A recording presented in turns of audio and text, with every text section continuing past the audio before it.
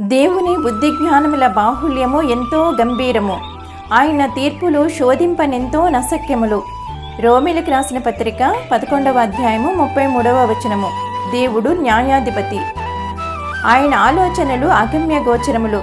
కంటికి కనిపించవు, చెవికి వినిపించవు, హృదయానికి గోచరము కాదు. ఆయన కంటి చూపును బట్టి తీర్పు తీర్చడు, వీణ దానిని బట్టి విమర్శ చేయడు. నీతిని బట్టి బీదలకు తీర్పు తీరుస్తాడు. దీనులైన వారికి యథార్థముగా న్యాయమును చేకూరుస్తాడు. ఆయన సింహాసనము న్యాయము తీర్చడానికి నిరంతరము స్థాపించబడి ఉంది. నీతిని బట్టి లోకానికి తీర్పు తీరుస్తాడు. యథార్థతను బట్టి ప్రజలకు తీర్పు తీరుస్తాడు. విరిగి నలిగిన హృదయము గలవారికి, ఆపత్కాలములో ఉన్నవారికి, శ్రమలో దుఃఖంలో ఉన్నవారికి ఆయన మహాదుర్గమై ఉండి, ఆశ్రయ స్థానమై ఉండి, ప్రతి విషయములో తోడుగా ఉండి న్యాయమును జరిగించి ఆశీర్వదిస్తాడు. హల్లెలూయా.